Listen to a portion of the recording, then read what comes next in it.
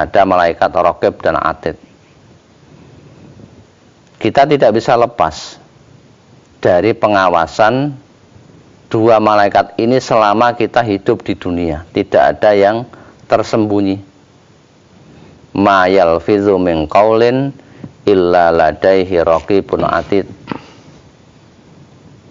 Tidak ada yang terlepas dari mulut manusia, dari ucapan manusia, melainkan di kanan kiri kita, di dekat kita ada malaikat raqib dan atid yang selalu mencatat amal perbuatan manusia,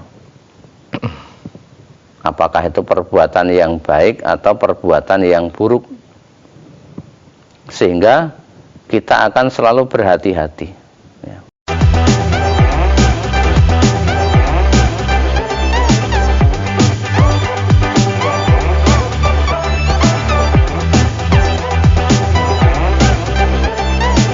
Bismillahirrahmanirrahim. Assalamualaikum warahmatullahi wabarakatuh. Pemirsa MTA TV dimanapun Anda berada, alhamdulillahirrabbilalamin, puji syukur hadirat Allah subhanahu wa ta'ala.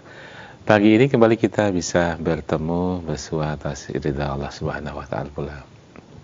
Dan tentunya akan kita hadirkan Fajar Hidayah yang akan menemani aktivitas pagi Anda.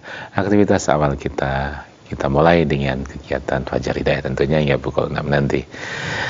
Anda bisa bergabung bersama kami nanti, akan kami undang line telepon 02716793000 untuk teleponnya, serta WA dan SMS bisa Anda di 08112553000. Ya, Kamis pagi pemirsa dan pendengar, kita dibimbing bersama Ustadz Muhammad Ghazali SPD yang sudah berada di tengah kita. Assalamualaikum warahmatullahi wabarakatuh, Ustadz. Waalaikumsalam warahmatullahi wabarakatuh. Kabar bagaimana, Ustadz? Alhamdulillah baik, Mas Ali. Alhamdulillah, terima kasih hadirnya, dan insyaallah pemirsa dan pendengar sudah siap akan bersama kita di Fajar Hidayah. Untuk paparan awalnya, Ustadz, silakan. Ya. Bismillahirrahmanirrahim. Assalamualaikum warahmatullahi wabarakatuh. Alhamdulillahirabbil alamin. Wa bihi nasta'inu ala umurid dunya waddin.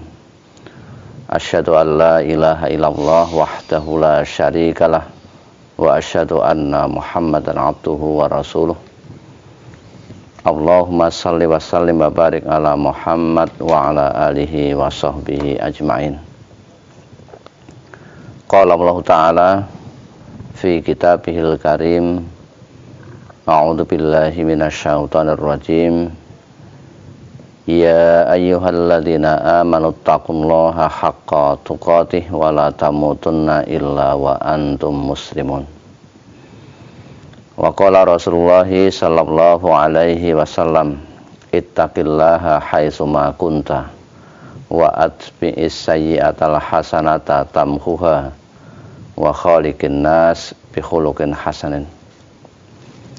Rabbi shrah li sadri wa yassir li amri wahlul 'uqdatam min lisani yafqahu qawli. Amma ba'd. Para pemirsa dan juga para pendengar Radio Persada FM yang dirahmati oleh Allah, marilah pada kesempatan pagi hari ini yang pertama selalu kita panjatkan puji dan syukur kehadirat Allah Subhanahu wa ta'ala yang telah mencurahkan, melimpahkan nikmatnya kepada kita, baik nikmat yang bersifat material maupun non material. Semua makhluk dijamin rezekinya oleh Allah. Wa ma min dabbatin fil ardi illa 'alallahi rizquha. Dan apa saja makhluk yang melata di bumi ini, melainkan Allah telah menjamin, menanggung rezekinya,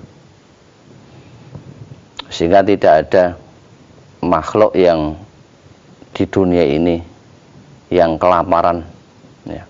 karena Allah sudah menjamin rezeki bagi makhluk tersebut, tinggal kita mau mencari, menyambut atau tidak. Selanjutnya sholawat serta salam semoga tetap tercurahkan kepada Nabi Muhammad SAW yang telah mencerahkan kehidupan umat manusia, mengeluarkan dari zaman jahiliyah, zaman gelap gulita kepada cahaya terang benderang dengan nurullah, dengan cahaya Allah, yaitu beliau membawa Al-Quran yang merupakan kitab yang di dalamnya manusia akan mendapatkan hidayah selagi mau mencarinya.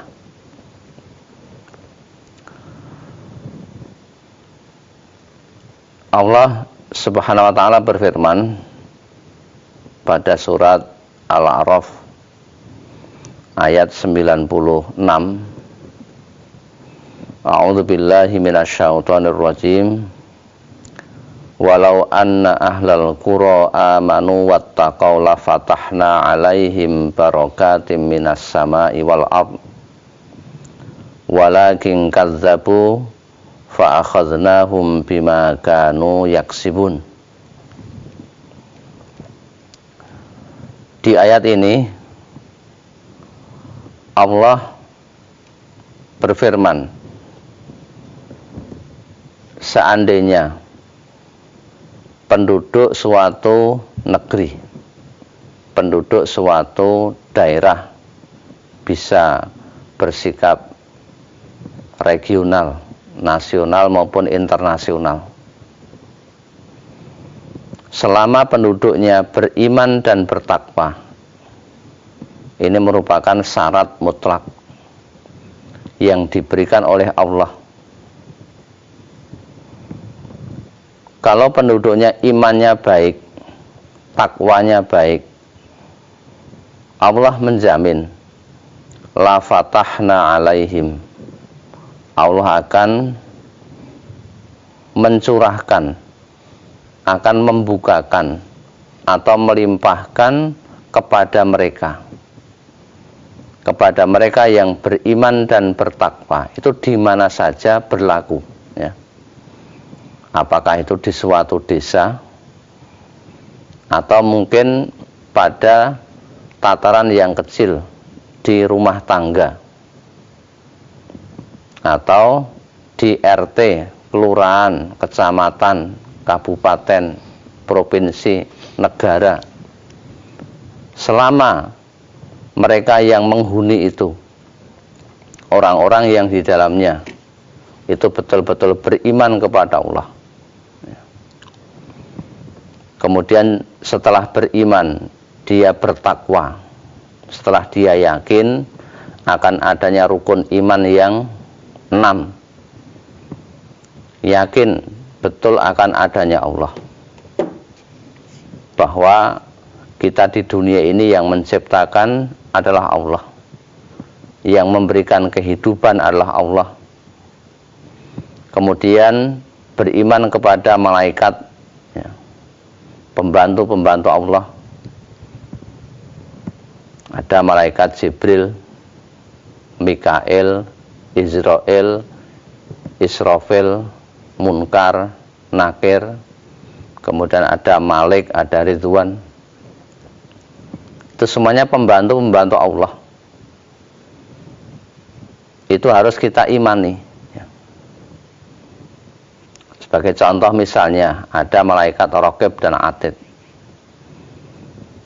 Kita tidak bisa lepas dari pengawasan dua malaikat ini selama kita hidup di dunia. Tidak ada yang tersembunyi.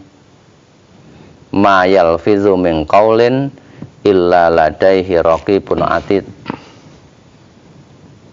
Tidak ada yang terlepas dari mulut manusia, dari ucapan manusia, melainkan di kanan kiri kita, di dekat kita ada malaikat Raqib dan Atid yang selalu mencatat amal perbuatan manusia. Apakah itu perbuatan yang baik atau perbuatan yang buruk. Sehingga kita akan selalu berhati-hati. Ya. Itu namanya beriman kepada malaikat. Berarti kita akan menjadi orang yang baik.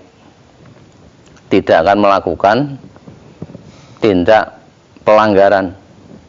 Apakah pembunuhan, kemudian perampokan, penipuan, korupsi, zalim, dan yang lain-lain, mabuk-mabukan. Itu tidak akan dilakukan karena yakin bahwa apa yang kita lakukan itu akan dicatat dan besok diminta pertanggungjawaban. Kemudian iman kepada kitab, ya.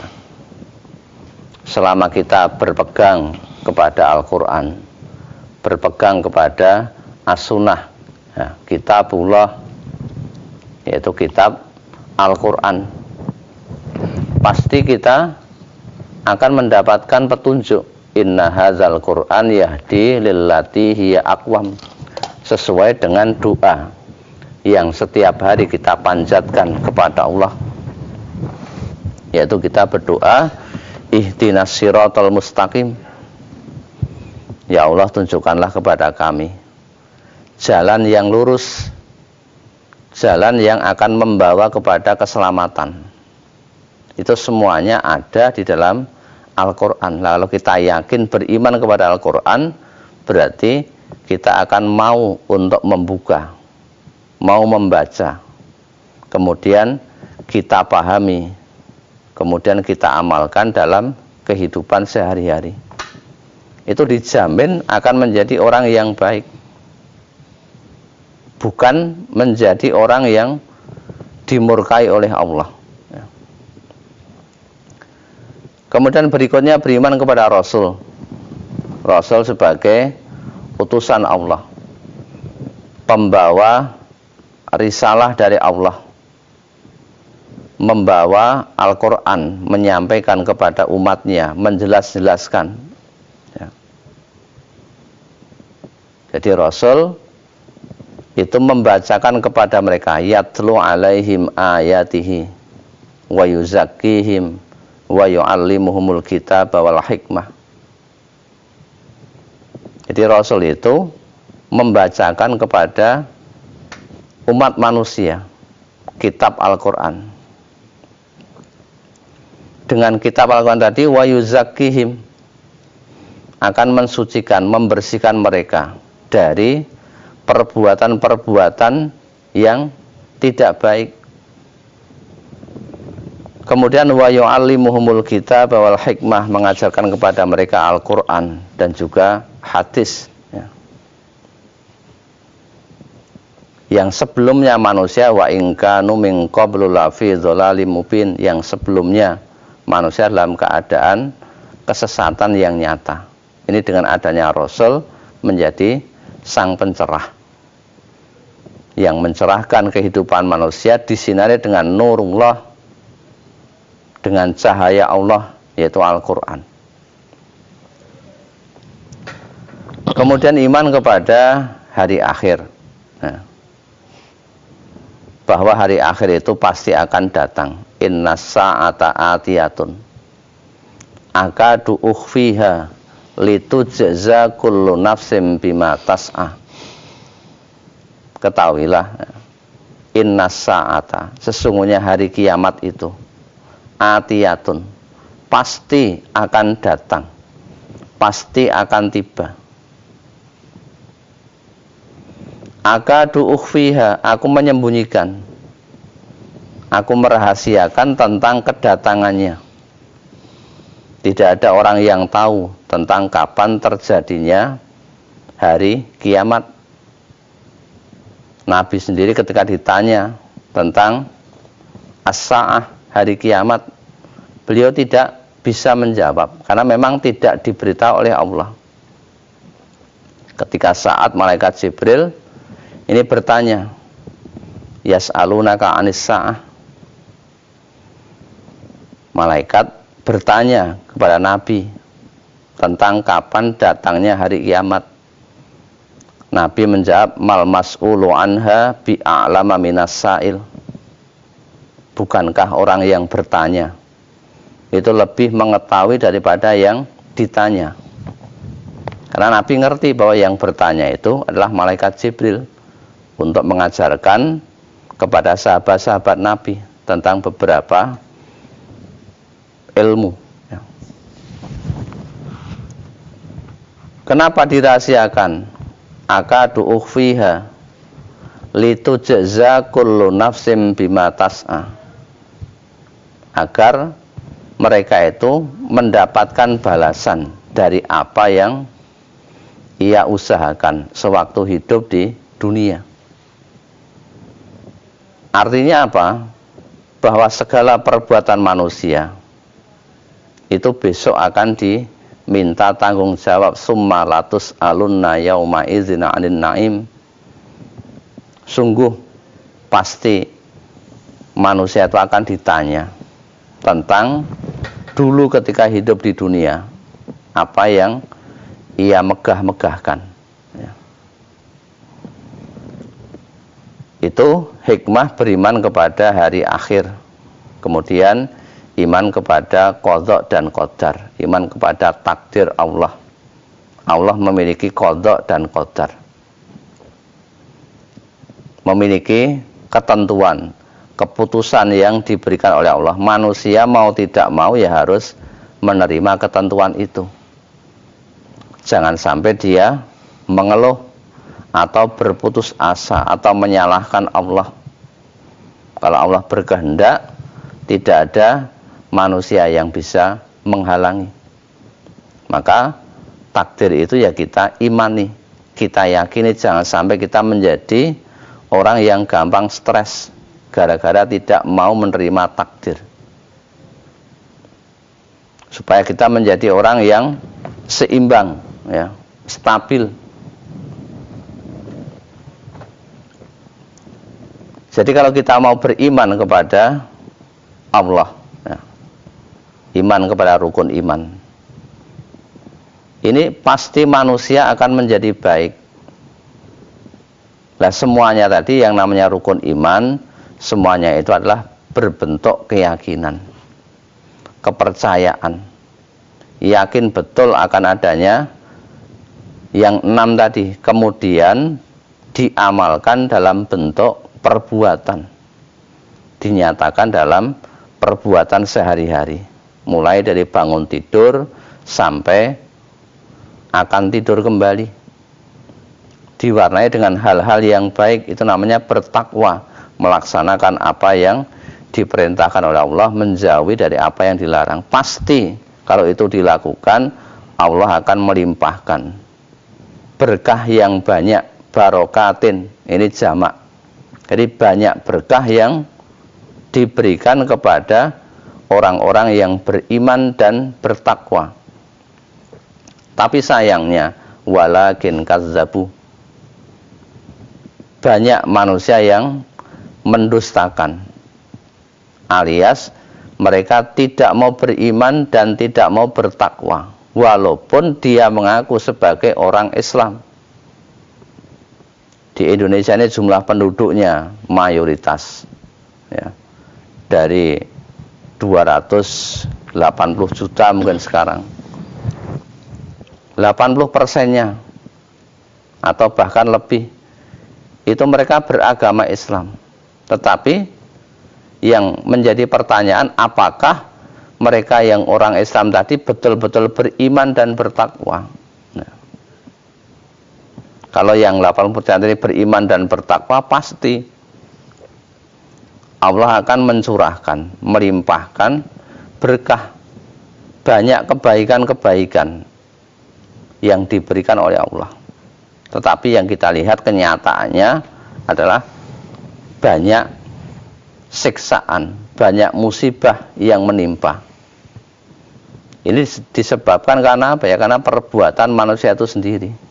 Allah tidak pernah berbuat zalim kepada hamba-hambanya. Hamba itu memang yang tidak mau mentaati apa yang diperintahkan oleh Allah, tidak mau beriman, tidak mau bertakwa, pasti yang datang adalah siksa, bukan berkah.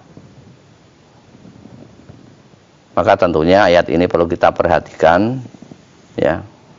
Baik skupnya keluarga, kalau keluarga itu beriman dan bertakwa, pasti dijamin akan menjadi keluarga yang sakinah, mawadah, warahmah. Kalau sifatnya mungkin RT atau kelurahan, nanti menjadi RT yang baldatun, thayyibatun, warabun ghafur. Ya. Ini semuanya hanya syaratnya gampang, iman dan takwa. Itu solusi dari semua permasalahan yang ada di dunia ini. Ya, sementara itu. Baik, terima kasih Ustaz, dan tentunya ada banyak catatan untuk kita semuanya dari paparan yang disampaikan oleh Ustaz Ghazali. Kita akan berikan kesempatan Anda pemirsa untuk bergabung bersama kami di sesi kedua nanti. Siapkan pertanyaan di 02716793000 ataupun WA SMS di 08112553000. Kita akan kembali setelah yang satu ini bersama kami dalam Fajar Hidayah, dan saatnya kita hadirkan pertanyaan untuk Anda pemirsa dan pendengar yang sudah siap akan bergabung. 6793000 kita terima. Assalamualaikum warahmatullahi wabarakatuh. Tidak telepon sudah bergabung. Waalaikumsalam warahmatullahi wabarakatuh. Iya, Bapak siapa di mana ini? Halo, silakan. Dari Pak Adi di Palembang. Pak Adi Palembang, silakan. Assalamualaikum warahmatullahi wabarakatuh, Pak Ustaz. Waalaikumsalam warahmatullahi wabarakatuh. Silakan Pak Adi. Langsung aja Pak. Maaf, pertanyaan saya ini di luar tema. Ya. Saya mau tanya masalah korban. Saya ini satu-satunya orang yang ikut kajian di kelompok dan satu-satunya orang yang ikut korban di kelompok. Tapi saya sholatnya tidak ikut di kelompok karena jauh 7 km dari musim saya. Saya sholatnya ikut umumnya. Yang saya tanyakan, sahkah korban saya, Pak Ustaz? Kalau tidak sah, apa harus mengulang? Terima kasih atas penjelasannya. Wassalamualaikum warahmatullahi wabarakatuh. Waalaikumsalam warahmatullahi wabarakatuh. Tentang masalah korban, ya. Selama hewan kurban tadi sesuai dengan syariat, ya, sesuai dengan apa yang ditetapkan oleh Allah dan Rasul-Nya. Kemudian cara menyembelihnya juga benar, ya. Yang menyembelih juga orang Islam. Kemudian menyembelihnya setelah sholat id, ya.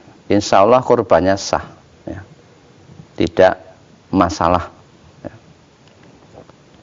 Karena ibadah kurban itu adalah ibadah yang berbentuk ibadah nusuk, ibadah sembelian.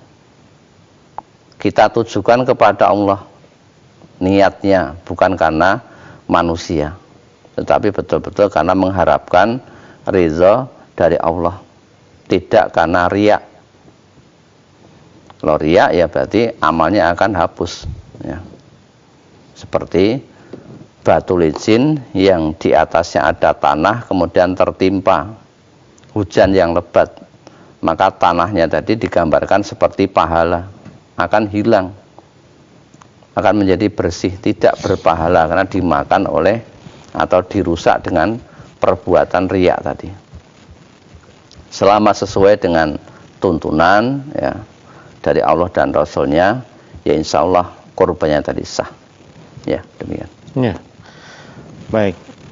Kita selingan dengan pertanyaan di WA yang sudah masuk ke redaksi kami di 08112553.000. Ustaz,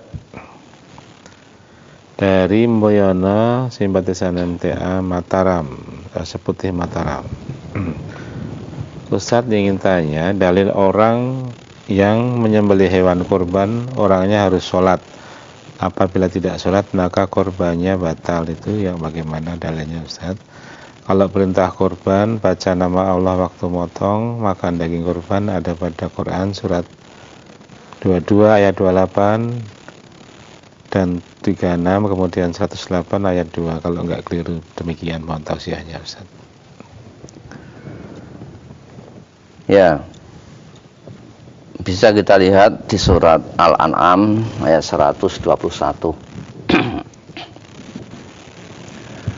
Wala ta'kulu mimma lam yuzkarismullahi alaihi innahu lafisq wa inna syayatina layukhuna ila awliyaihim liyujadilukum wa in ata'tumuhum innakum lamusyrikun. Ini larangan yang diberikan oleh Allah, ya. Janganlah kamu memakan binatang-binatang yang tidak disebut nama Allah ketika menyembelihnya. Sesungguhnya perbuatan yang semacam itu adalah suatu kefasikan. Sesungguhnya setan itu membisikkan kepada kawan-kawannya agar mereka membantah kamu, dan jika kamu menuruti mereka sesungguhnya kamu tentulah menjadi orang-orang yang musyrik. Jadi menyembelih dengan menyebut nama Allah, maksudnya dengan membaca basmalah. Kalau dia mengakui Allah, berarti dia menjadi orang Islam. Lah, orang Islam itu ciri yang pertama yang membedakan antara Islamnya seseorang dengan kekafirannya terletak pada sholat.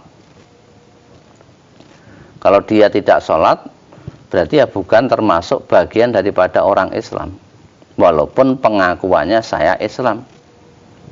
Islam itu butuh pembuktian, ya, tidak sekedar hanya kalimat syahadat, ya. Tetapi juga harus memenuhi rukun Islam yang kelima. Syarat menjadi orang Islam kan ada rukunnya. Rukun itu sesuatu yang bila tidak ada maka menjadi tidak sah atau menjadi batal. Dan lima-limanya harus dikerjakan. Yang pertama misalnya rukun Islam, syahadatain, membaca 2 kalimat syahadat, persaksian, ya, bersaksi tiada Tuhan selain Allah dan Nabi Muhammad adalah Rasulullah. Kemudian yang kedua harus mendirikan sholat, ya. Tidak hanya syahadat saja. Kemudian yang ketiga harus melaksanakan zakat. Nah, kalau tidak berarti ya batal Islamnya.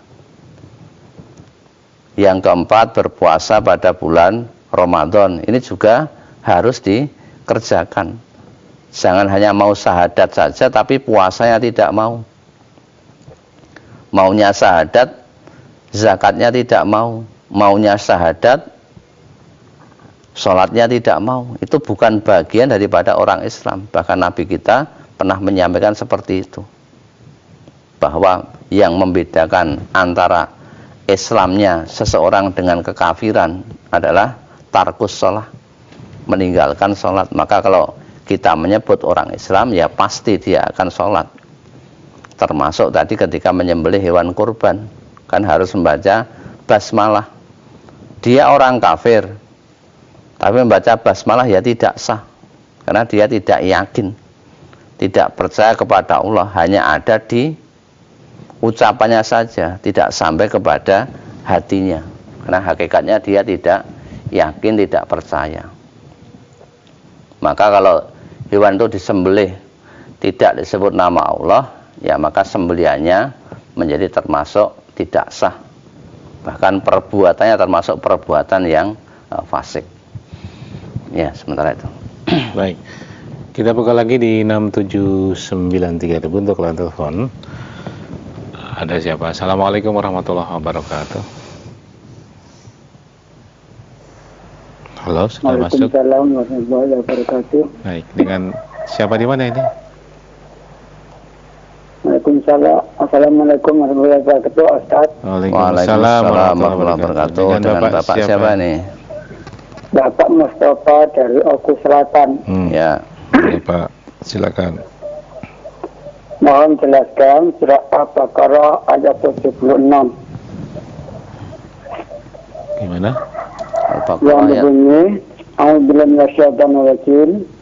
Wa idza laqul ladzina amanu qalu amanna wa idza khala ba'duhum ila ba'din qalu atuhafisunahum bima fatahallahu 'alaikum yuhajjukum bihi 'inda rabbikum afala ta'qilun.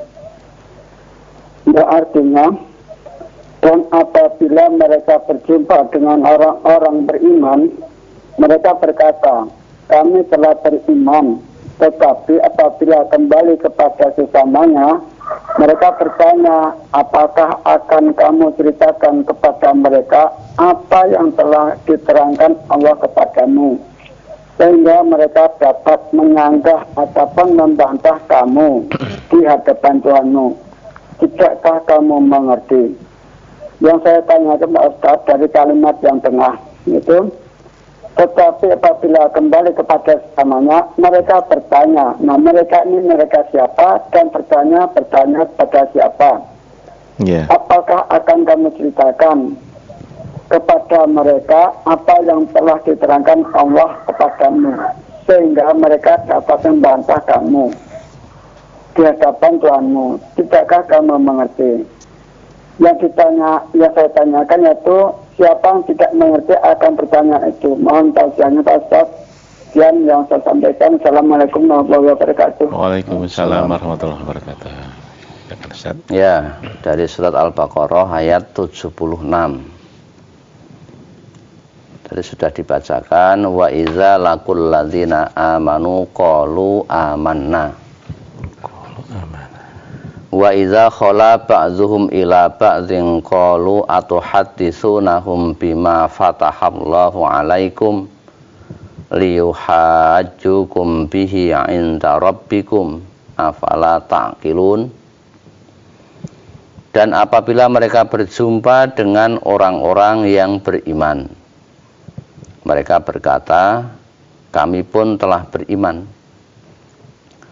Tetapi apabila mereka berada sesama mereka saja, bersama dengan kelompoknya, lalu mereka berkata, apakah kamu menceritakan kepada mereka? Mereka yang dimaksud tadi adalah orang-orang mukmin. Apa yang telah diterangkan Allah kepadamu, supaya dengan demikian mereka dapat mengalahkan hujahmu di hadapan Tuhanmu. Tidakkah kamu mengerti? Di sini dijelaskan ada notnya, ada catatannya, bahwa sebagian Bani Israel, jadi yang mereka tadi, itu sebagian Bani Israel yang mengaku beriman kepada Nabi Muhammad sallallahu alaihi wasallam itu pernah bercerita kepada orang-orang Islam. Di sebagian orang Bani Israel mengaku dirinya sebagai orang yang beriman kepada Nabi dan bercerita kepada orang Islam bahwa dalam Taurat memang disebutkan tentang kedatangan Nabi Muhammad sallallahu alaihi wasallam. Di dalam kitab mereka, kitab Taurat tadi ada penjelasan bahwa nanti akan datang Nabi yang terakhir. Nah, Bani Israel ini kan kaumnya Nabi Musa. Ada Taurat. Dalam Taurat sendiri juga dijelaskan bahwa nanti akan Allah mengutus seorang Rasul, yaitu Nabi Muhammad. Kemudian maka golongan lain menegur mereka dengan mengatakan, mengapa kamu ceritakan hal itu kepada orang-orang Islam sehingga hujah mereka bertambah kuat. Nah, mereka orang-orang Yahudi itu tidak percaya ya, akan kedatangan Nabi Muhammad sallallahu alaihi wasallam. Ya. Ini sebagian orang-orang Yahudi tadi Bani Israel. Lah ketika di dalam Al-Quran, di dalam Taurat tadi sudah disebutkan bahwa akan kedatangan Nabi Muhammad, lah ini menjadi satu bentuk hujah, alasan yang kuat bahwa memang berita itu betul. Karena sudah disebutkan dalam kitab-kitab sebelumnya, ya, bahwa ada dalam Injil, dalam Taurat, bahwa nanti akan ada Rasul yang terakhir, yang namanya Muhammad, nanti membawa satu risalah agama Islam sebagai khatamul anbiya, sebagai penutup dari para nabi. Karena memang orang-orang Yahudi, orang-orang Nasrani tidak suka, ya, kepada orang-orang Islam. Walan tardo angkal Yahud walan nasara hatta tattabi'a millatahum. Sejak dari zaman dahulu mereka selalu membuat keonaran, membuat kerusakan, tidak suka dengan hal-hal yang baik. Ya, ini maksud tadi ayat Al-Baqarah ayat 76 tadi seperti itu. Ya, baik. Kita ke pertanyaan terakhir, Ustaz. Itu dari WA. Dari Pak Anto di Sumber Lawang. Ustaz, mohon penjelasan dari brosur kemarin. 1 dinar yang dibelanjakan untuk keluarga lebih baik daripada untuk sabilillah, memerdekakan budak, orang miskin. Sebatas mana untuk kebutuhan keluarga? Kalau untuk kebutuhan sekolah anak, perbagus rumah, atau yang lain bukan pokok, apa juga lebih baik, Ustaz? Mohon penjelasannya. Ya, baik.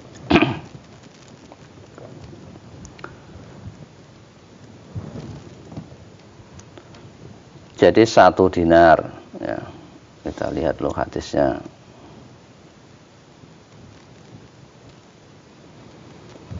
An Nabi Hurairah qala Rasulullah sallallahu alaihi wasallam, dinarun, ya, 1 dinar, anfaqahu fi sabilillah.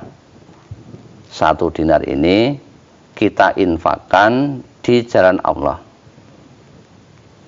Wa dinarun anfaqahu fi raqabatin. 1 dinar